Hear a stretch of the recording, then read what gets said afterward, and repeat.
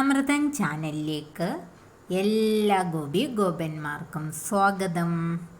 ഇന്നത്തെ വീഡിയോയിൽ അഷ്ടപതി 2-ാം അധ്യായത്തിലെ 5, 6, 7, 8 ശ്ലോകങ്ങളാണ് ഉൾപ്പെടുത്തിയിരിക്കുന്നത്.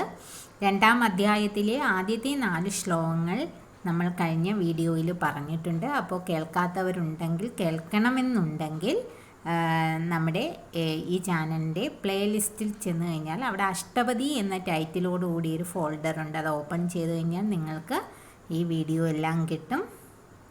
അപ്പോൾ നമുക്ക് 5-ാമത്തെ ശ്ലോകം നോക്കാം. അമല കമലദളലോചന ഭവമോചന ത്രിഭുവന ഭവന നിതാന ജയ ജയ ദേവ ഹരേ കൃഷ്ണ ജയ ജയ ദേവ ഹരേ. അപ്പോൾ ഒന്നാമത്തെ വരി എന്താണ്? അമല കമല ദളലോചന. അമല എന്ന് പറഞ്ഞാൽ എന്താണ്? നിർമ്മലമായിട്ടുള്ള. കമല എന്ന് പറഞ്ഞാൽ താമര, ദളം ഇതൾ, ലോചനം എന്ന് പറഞ്ഞാൽ കണ്ണ്. അപ്പോൾ അമല കമല ദള ലോചന എന്ന് പറഞ്ഞാൽ എന്താണ്? നിർമ്മലമായ താമരപ്പൂവിൻ്റെ ആ ഇതൾ പോലെ മനോഹരമായ കണ്ണുള്ളവനും. ഭവമോചന. ഭവ എന്ന് പറഞ്ഞാൽ എന്താണ്? സംസാര ദുഃഖം. അപ്പം ഭവമോചന എന്ന് പറഞ്ഞാൽ സംസാര ദുഃഖത്തിൽ നിന്നും നമ്മളെ മോചിപ്പിക്കുന്നു. എന്താണ് ഈ സംസാര ദുഃഖം? സംസാര ദുഃഖം എന്ന് പറഞ്ഞു കഴിഞ്ഞാൽ ജനിമൃതി, ആ ഒരു ഞാൻ നേരത്തെ പറഞ്ഞിട്ടുണ്ട് അല്ലേ, നമ്മൾ ജനിക്കുക, ഓരോ കർമ്മങ്ങൾ ചെയ്യുക, അതിൻ്റെ കർമ്മഫലങ്ങൾ അനുഭവിക്കുക, പിന്നെ വീണ്ടും മരിക്കുക, മരിച്ചിട്ട് വീണ്ടും അടുത്ത ജന്മം എടുക്കുക, ആ ഒരു ജനിമൃതി ചക്രം അല്ലേ. അപ്പോൾ അതിനെയാണ് നമ്മൾ സംസാര ദുഃഖം എന്ന് പറയുന്നത്. അപ്പോൾ അതിൽ നിന്നുള്ള മോചനം എന്ന് പറയുമ്പോൾ മോക്ഷം, അതാണ് അർത്ഥം. അതായത് നമ്മൾ ജനിക്കുന്നുമില്ല, മരിക്കുന്നുമില്ല. അതായത് നമ്മുടെ ആത്മാവ്, നമ്മുടെ ജീവാത്മാവ് പരമാത്മാവിൽ ലയിക്കുന്ന ആ ഒരവസ്ഥ. അപ്പോൾ അതാണ് ആ സംസാര ദുഃഖം ഇല്ലാതാക്കുന്നവൻ, അതായത് നമുക്ക് മോക്ഷം നൽകുന്നവനും. ത്രിഭുവന ഭവന നിദാന. ത്രിഭുവന ഭവന നിദാന എന്ന് പറഞ്ഞാൽ ത്രിഭുവനങ്ങൾക്കും, അതായത് 3 ലോകങ്ങൾക്കും നിദാനം. നിദാനം എന്ന് പറഞ്ഞാൽ എന്താണ്? ആശ്രയം. അപ്പോൾ ആശ്രയമായിരിക്കുന്നവനുമായ ഭഗവാനെ, കൃഷ്ണ, അങ്ങനെയുള്ള ദേവ, അങ്ങ് ജയിച്ചാലും. അപ്പോൾ ഇതാണ് ഈ 5-ാമത്തെ അഷ്ടപതിയുടെ അർത്ഥം. അപ്പോൾ എന്താണ്? അമല കമല ദളലോചന. താമര, നിർമ്മലമായ താമരപ്പൂവിൻ്റെ ഇതൾ പോലെ മനോഹരമായ കണ്ണുള്ളവനും. ഭവമോചന, സംസാര ദുഃഖത്തിൽ നിന്നും എന്താണ്? സംസാര ദുഃഖം ഇല്ലാതാക്കുന്നവനും അതിൽ നിന്നും നമ്മളെ മോചിപ്പിക്കുന്നവനും, അതായത് നമുക്ക് മോക്ഷം പ്രദാനം ചെയ്യുന്നവനും. ത്രിഭുവന ഭവന നിദാന, 3 ലോകങ്ങൾക്കും ആധാരമായിട്ടുള്ളവനുമായ കൃഷ്ണ, ഭഗവാനെ, അങ്ങ് ജയിച്ചാലും. ഇതാണ് 5-ാമത്തെ ശ്ലോകത്തിൻ്റെ അർത്ഥം. ഇനി നമുക്ക് 6-ാമത്തെ ശ്ലോകം ഒന്ന് നോക്കാം. ജനകസുതാ കുജഭൂഷണ ജിതദൂഷണ സമരശമിത ദശകണ്ഠ ജയ ജയ ദേവ ഹരേ കൃഷ്ണ ജയ ജയ ദേവ ഹരേ. അപ്പം നമുക്ക് അതിൻ്റെ അർത്ഥം നോക്കാം. ജനകസുതാ കുജഭൂഷണ. ജനകസുത എന്ന് പറഞ്ഞാൽ ആരാണ്? നമുക്ക് എല്ലാവർക്കും അറിയാം അല്ലേ, ജനക മഹാരാജാവിൻ്റെ പുത്രി. അപ്പോൾ ജനകസുത എന്ന് പറഞ്ഞാൽ സീതാദേവി. അപ്പോൾ ജനകസുത കുജഭൂഷണ. കുജ എന്ന് പറഞ്ഞാൽ നമുക്കറിയാലോ സ്ഥലങ്ങൾ അല്ലെങ്കിൽ മാറിടം. അപ്പോൾ ജനകസുത കുജഭൂഷണ. ഭൂഷണ എന്ന് പറഞ്ഞാൽ എന്താ? അലങ്കാരം അല്ലേ, അലങ്കാരമായിരിക്കുന്നവൻ. അപ്പോൾ ആ സീതാദേവിയുടെ മാറിടത്തിന് അലങ്കാരമായിരിക്കുന്നവൻ എന്ന് പറഞ്ഞാൽ ഇവിടെ എന്താണ് അർത്ഥമാക്കുന്നത്? സീതാദേവി തൻ്റെ ആ നെഞ്ചിൽ, ഹൃദയത്തിൽ ആണ് സീതാദേവിയുടെ ഹൃദയത്തിൽ ആരാണ്? നമ്മളിത് ഈ അഷ്ടപതി അധ്യായം 2 തുടക്കത്തിൽ എന്താണ് ശ്രീ കമലാകുജമണ്ഡല എന്ന് പറഞ്ഞു. അതുപോലെ തന്നെയാണ് ഇതും അല്ലേ, ലക്ഷ്മി ദേവിയുടെ ഹൃദയത്തിൽ വസിക്കുന്നവൻ. അതുപോലെ തന്നെ സീതാദേവിയുടെ ഹൃദയത്തിലും ആര് വസിക്കുന്നു? നമ്മുടെ കൃഷ്ണൻ അല്ലെങ്കിൽ മഹാവിഷ്ണു അല്ലെങ്കിൽ ശ്രീരാമൻ അല്ലേ, ഇതെല്ലാം ഒരാൾ തന്നെയാണ്. അപ്പോൾ ആ സീതാദേവിയുടെ ആ ഒരു എന്താണ് ഹൃദയത്തിൽ വസിക്കുന്നവൻ, അതായത് ആ സീതാദേവിയുടെ മാറിടത്തിന് അലങ്കാരമായിരിക്കുന്നവനും. ജിതദൂഷണ, ദൂഷണൻ എന്ന് പറഞ്ഞാൽ കരദൂഷണന്മാരെ കുറിച്ച് അല്ലേ, രാമായണം കഥ അറിയുന്ന എല്ലാവർക്കും അറിയാം കരദൂഷണന്മാർ ആരാണെന്നുള്ളത് അല്ലേ. ശൂർപ്പണഖ ശ്രീരാമനെയും ലക്ഷ്മണനെയൊക്കെ വിവാഹം കഴിക്കാൻ മോഹിച്ച് ചെല്ലും. അപ്പോൾ ലക്ഷ്മണൻ എന്തു ചെയ്യും? അംഗഭംഗം വരുത്തി വിടും ശൂർപ്പണഖയെ. അപ്പോൾ ശൂർപ്പണഖ ആദ്യം പോകുന്നത് ആരുടെ അടുക്കലേക്കാണ്? തൻ്റെ സഹോദര സ്ഥാനത്തുള്ള കരദൂഷണന്മാരുടെ അടുക്കലേക്കാണ് പോകുന്നത്. അങ്ങനെ കരദൂഷണന്മാർ എന്തു ചെയ്യുന്നു? യുദ്ധത്തിനായിട്ട് വരുന്നു ശ്രീരാമനുമായിട്ട്. അങ്ങനെ ശ്രീരാമൻ എന്തു ചെയ്യും? ഈ കരദൂഷണന്മാരെ വധിക്കുകയാണ്. അപ്പോൾ ദൂഷണ ജിത എന്ന് പറഞ്ഞാൽ ദൂഷണനെ ജയിച്ചവനും അല്ലേ, യുദ്ധത്തിൽ ജയിച്ചവനും. ഇനി അടുത്തത് സമര ശമിത ദശകണ്ഠ. സമര ശമിത ദശകണ്ഠ. സമരം എന്ന് പറഞ്ഞാൽ യുദ്ധം എന്നർത്ഥമുണ്ട്. സമര ശമിത ദശകണ്ഠ, യുദ്ധത്തിൽ ദശകണ്ഠനെ ഇല്ലാതാക്കിയവൻ, നശിപ്പിച്ചവൻ, വധിച്ചവൻ. അങ്ങനെയുള്ള ജയ ജയ ദേവഹരേ, അങ്ങനെയുള്ള ദേവ അങ്ങ് ജയിച്ചാലും. ഇവിടെ ശ്രീരാമ അവതാരത്തെയാണ് ഈ ശ്ലോകത്തിൽ വർണ്ണിക്കുന്നത്. അപ്പോൾ ജനക സുധാകുജ ഭൂഷണ, സീതാദേവിയുടെ കുജങ്ങൾക്ക് ആ മാറിടത്തിന് അലങ്കാരമായിട്ടിരിക്കുന്നവനും.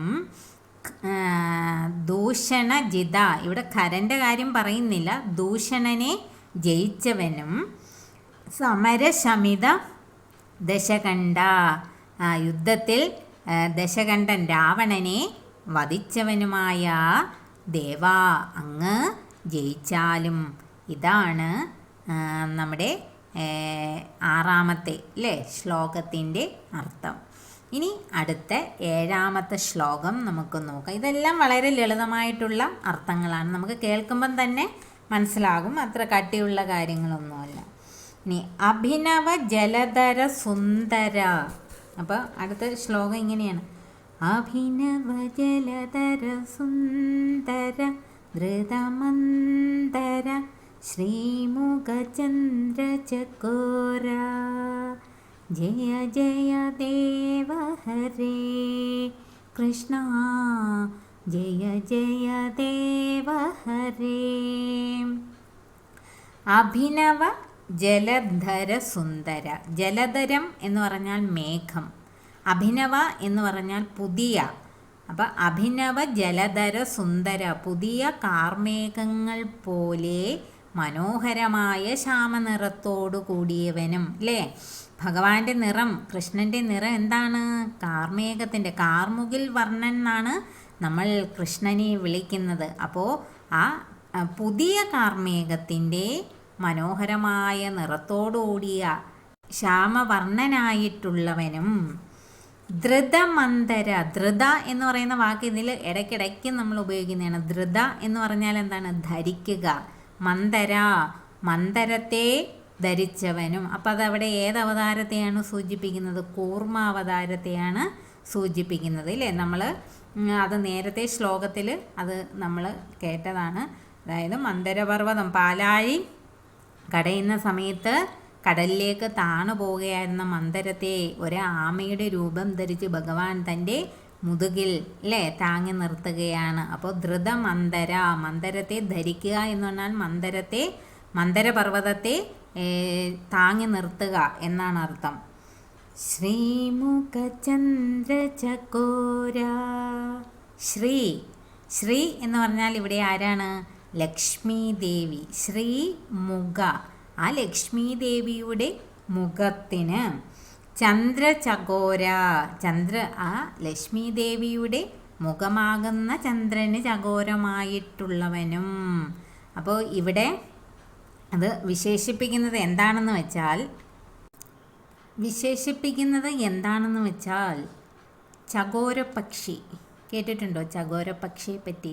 നമ്മുടെ നാട്ടിൻപുറത്തെ ഭാഷയിൽ ചെമ്പോത്തെന്ന് ഇതിന് പേരുണ്ട്. ഉപ്പൻ എന്നൊക്കെ ചില നാടുകളിൽ വിളിക്കും. ഒരു ബ്രൗൺ കളറ് ചിറകോടുകൂടി കറുത്ത ശരീരവും പിന്നെ ചുവന്ന കണ്ണുകളും ഒക്കെയുള്ള ഒരു പക്ഷി. ഇതിനെ ഈ പക്ഷി നമ്മുടെ വീടിൻ്റെ പരിസരത്തൊക്കെ വരുന്നത് വളരെ നല്ല കാര്യമായിട്ടാണ് പറയുന്നത്. അതായത് ഭഗവാൻ കൃഷ്ണൻ്റെ അനുഗ്രഹമുള്ള വീടിൻ്റെ പരിസരത്തൊക്കെ ഈ പക്ഷിയെ ധാരാളമായി കാണാൻ കഴിയും എന്നാണ് വിശ്വസിക്കുന്നത്.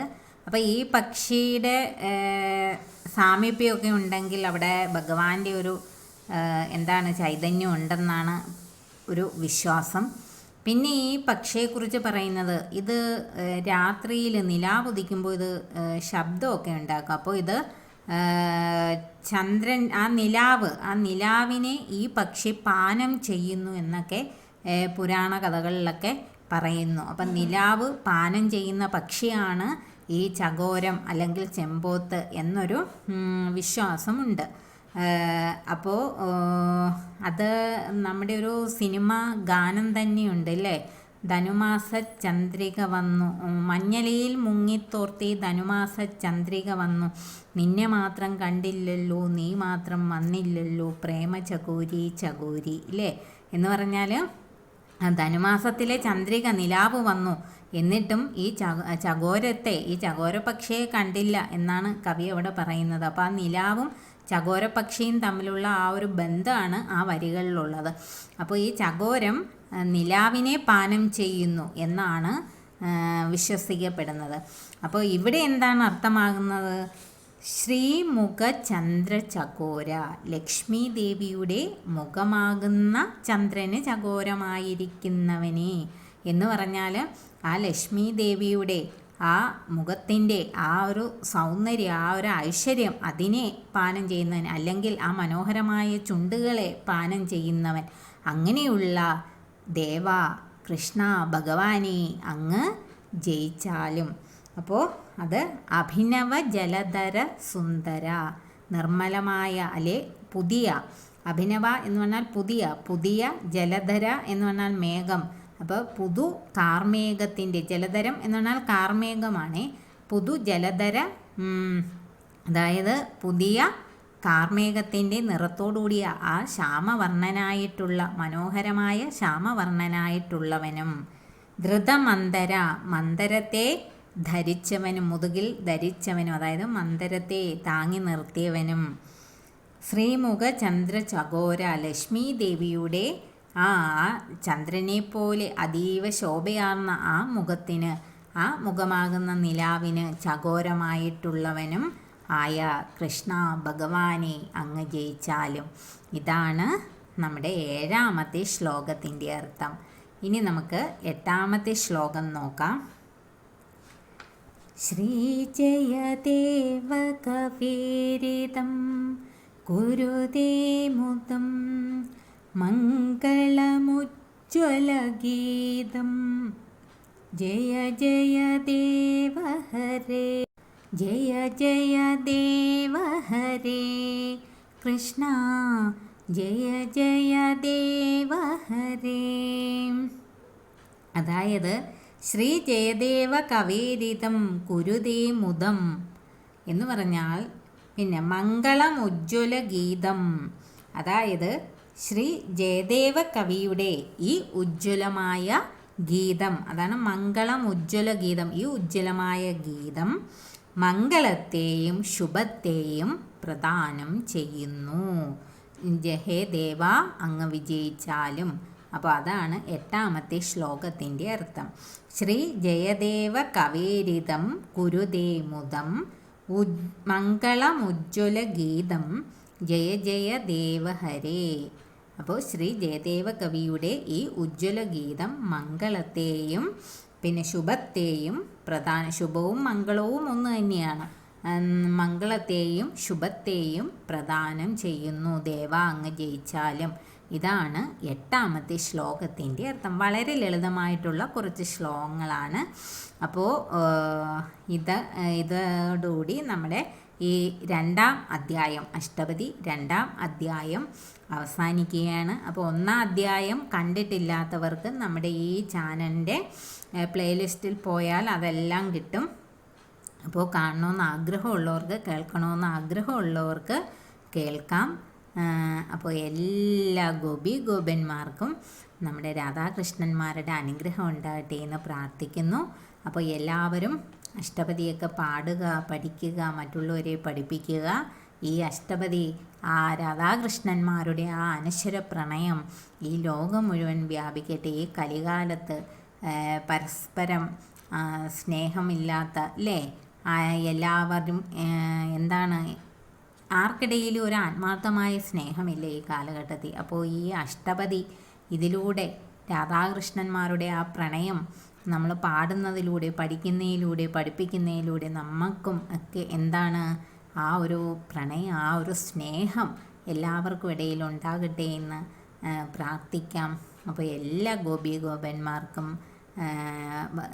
നമ്മുടെ രാധാകൃഷ്ണന്മാരുടെ അനുഗ്രഹം ഉണ്ടാകട്ടെ. അടുത്ത വീഡിയോയിൽ നമ്മൾ അഷ്ടപതി 3ാം അധ്യായമായിരിക്കും തുടങ്ങുന്നത്. അപ്പോൾ ഇത് കൃത്യമായിട്ട് ഒന്നുകിൽ ഒരു ഞായറാഴ്ച അല്ലെങ്കിൽ വ്യാഴാഴ്ച ഈ വീഡിയോ ഇടണമെന്നാണ് ഞാൻ ആഗ്രഹിക്കുന്നത്. ഒന്നുകിൽ ഒരു വ്യാഴാഴ്ച, ആഴ്ചയിലല്ല വ്യാഴാഴ്ച ഇടണമെന്ന് ആഗ്രഹിക്കുന്നു, അല്ലെങ്കിൽ ഞായറാഴ്ച. പക്ഷെ ഞാനത് മുൻകൂർ പറയാത്തതെന്ന് പറഞ്ഞു കഴിഞ്ഞാൽ നമുക്ക് പല പല തിരക്കുകളും കാര്യങ്ങളൊക്കെ ആയിട്ട് വരുമ്പോൾ ആ ഒരു വാക്ക് എനിക്ക് പാലിക്കാൻ പറ്റിയില്ലെങ്കിൽ അതൊരു മോശമല്ലേ. അപ്പോൾ അതുകൊണ്ടാണ് കൃത്യമായിട്ടുള്ള ഒരു സമയം പറയാത്തത്. അപ്പം നിങ്ങൾ ഈ കൃഷ്ണാമൃതം ചാനലിൻ്റെ പ്ലേലിസ്റ്റിൽ പോയി കഴിഞ്ഞാൽ ഇതുവരെയുള്ള എല്ലാ വീഡിയോയും നിങ്ങൾക്ക് കിട്ടും. അതേപോലെ രാധാറാണിയുടെ നമ്മുടെ എന്താണ് കവചം, രാധാറാണിയുടെ കവചമൊക്കെ കേട്ടിട്ടില്ലാത്തവർക്ക് അതും എല്ലാം നമ്മുടെ ഈ ചാനലിൽ പ്ലേലിസ്റ്റിൽ പോയി കഴിഞ്ഞാൽ കിട്ടും. അപ്പോൾ ആ രാധാകവചം നിങ്ങളെല്ലാവരും ശ്രദ്ധയോടുകൂടി നമ്മൾ എന്ത് ചെയ്യുക, പഠിക്കുക, രാധാറാണിയെ ഉപാസിക്കുക. അതുവഴി നമുക്ക് കൃഷ്ണനിലേക്ക് എത്താനായിട്ട് സാധിക്കും. രാധാകവചം വളരെ ശ്രദ്ധയോടുകൂടി ജപിക്കേണ്ട മന്ത്രമാണ്. അത് നമ്മുടെ ഓരോ അസുഖങ്ങൾക്കും ഓരോ ശരീരഭാഗത്തിനും ഓരോ മന്ത്രങ്ങളാണ്. അപ്പോൾ അതൊക്കെ എല്ലാവരും ശ്രദ്ധയോടെയൊക്കെ, പലർക്കും അറിയാമായിരിക്കും, അറിഞ്ഞുകൂടാത്തവർ അത് കാണുക. അപ്പോൾ എല്ലാവർക്കും എന്താണ് അനുഗ്രഹങ്ങൾ ഉണ്ടാകട്ടെ എന്ന് ഒരിക്കൽ കൂടി പ്രാർത്ഥിക്കുന്നു. നമുക്ക് വീണ്ടും കാണാം.